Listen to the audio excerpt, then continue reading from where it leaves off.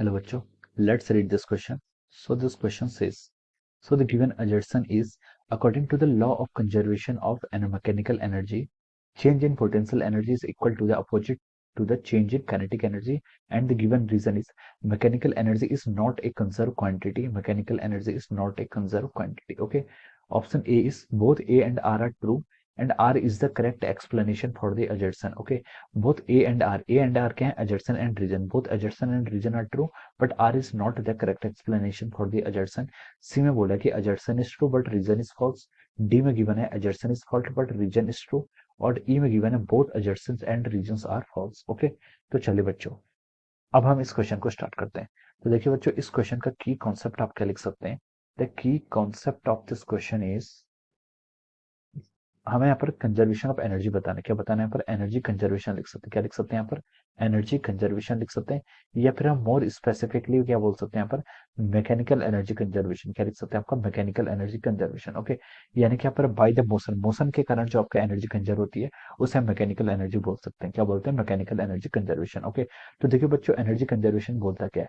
Energy conservation, या फिर हम मोशन की इसमें स्टडी कर रहे हैं मैकेनिक्स में, तो हम बोल सकते हैं कि यहाँ पर आपका मैकेनिकल एनर्जी क्या रहेगी? कंजर्व रहेगी। जो आपकी टोटल मैकेनिकल एनर्जी होती है, total mechanical energy, it is equal to the sum of the kinetic energy. Sum of the kinetic energy plus potential energy के इक्वल होती है आपकी टोटल मैकेनिकल एनर्जी। ओके, तो देखिए जो आपकी टोटल मैकेनिकल एनर्जी, ये तो आपकी कांस्टेंट रहेगी। क्यों कांस्टेंट है? क्योंकि ये क्या आपकी kinetic energy plus potential energy का समीशन है। अगर आपकी काइनेटिक एनर्जी इंक्रीज करेगी तो आपकी पोटेंशियल एनर्जी को क्या करना चाहिए? डिक्रीज करना चाहिए, क्योंकि तभी कांस्टेंट हो पाएगी। अगर आपकी काइनेटिक एनर्जी डिक्रीज करेगी तो आपकी पोटेंशियल एनर्जी क्या करेगी? आपकी इंक्रीज करेगी। ओके, बट इनका जो नेट है, सम है, समेशन है, वो तो आपका क्या रहेगा? कांस्टेंट रहेगा। ओके, तो अगर हम क्या करें, इसको डिफरेंशियल फॉर्म पे लिखें, डिफरेंशियल फॉर्म पे लिखें, तो हम बोल सकते हैं कि आपके देखिए मैकेनिकल एनर्जी कांस्टेंट है, तो कांस्टेंट का डिफरेंशिएशन कितना होता है? जीरो, तो इसका डिफरेंशिएशन जीरो हो जाएगा। काइनेटिक एनर्जी का डिफरेंशिएशन मान लीजिए मैं डेल्टा क्यू से डिनोट कर रहा हूँ, प्लस पोटेंशियल एनर्जी का जो डिफरेंशिएशन आएगा, डिफरेंशियल टर्म, वो डेल्टा पी हो जाएगी। ओके, तो हम यहाँ से हम क्या लिख सकते हैं? देखिए delta K is equal to the minus of delta P, यानी कि आपका काइनेटिक एनर्जी का जितना भी इंक्रीमेंट होगा वो कितना होगा? आपका पोटेंशियल एनर्जी के जितना डिक्रीमेंट होगा उसके इक्वल होगा। ओके, तो हम यहाँ से बता सकते हैं इसको। ओके, वही हम यहाँ से भी तुरंत बता सकते थे। ओके, अब देखिए, तो अब क्वेश्चन की तरफ मूव करते हैं। अब एजर्शंस और रीजन की तरफ यहाँ पर अब मूव करते हैं। ओके, तो देखिए बच्चों, गिवन एजर्शन, एजर्शन में हमें क्या गिवन किया है?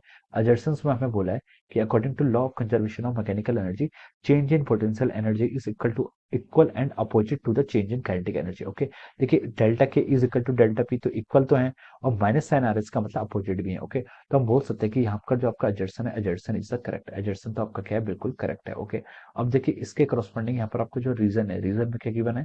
रीजन में बोला गया है कि mechanical energy is not a conserve quantity. Okay, तो ये आपका रॉन्ग हो जाएगा, इनकरेक्ट हो जाएगा। ओके, रीजन आपका रॉन्ग हो गया। ओके, देखिए ये हम जो कंक्लूजन है तभी ड्रॉ कर पाए थे जब हम बोला कि मैकेनिकल एनर्जी क्या है? कांस्टेंट है, मैकेनिकल एनर्जी कंजर्व है, तब हम बोल सकते हैं आपकी kinetic energy is equal to the change in kinetic energy, आपका चेंज इन पोटेंशियल एनर्जी के इक्वल होगी, but in negative direction. Okay, तो यहाँ से हम बोल सकते हैं कि रीजन क्या हो जाएगा? आपका इनकरेक्ट हो जाएगा, बट अजर्सन क्या आपका करेक्ट है। ओके, तो देखिए इस क्वेश्चन के करस्पॉन्डिंग आपको बी ऑप्शन क्या हो जाएगा? इसका करेक्ट हो जाएगा। ठीक है, क्या हो जाएगा आपका? बी ऑप्शन क्या हो जाएगा आपका? करेक्ट हो जाएगा। Assertion is true but the reason is false. Okay, sorry sorry, इसके क्वेश्चन के करस्पॉन्डिंग देखिए आपका अजर्सन ट्रू है बट रीजन इज फॉल्स है, तो हम बोल सकते हैं कि क्या हो जाएगा आपका? Option C will be the correct answer of this question. क्या हो जाएगा आपका? ऑप्शन सी क्या हो जाएगा? इस क्वेश्चन के करस्पॉन्डिंग आपका करेक्ट आंसर हो जाएगा। ऑप्शन सी में देखिए क्या लिखा है? अजर्सन इज ट्रू, तो अजर्सन तो आपका ट्रू है, बट रीजन इज फॉल्स, और रीजन भी आपका फॉल्स है। ओके, तो हम बोल सकते हैं कि option C is the correct answer of this question. Option C क्या हो जाएगा आपका? इस क्वेश्चन का आपका करेक्ट आंसर हो जाएगा। Okay, so I hope you all understood this concept. All the best and thank you so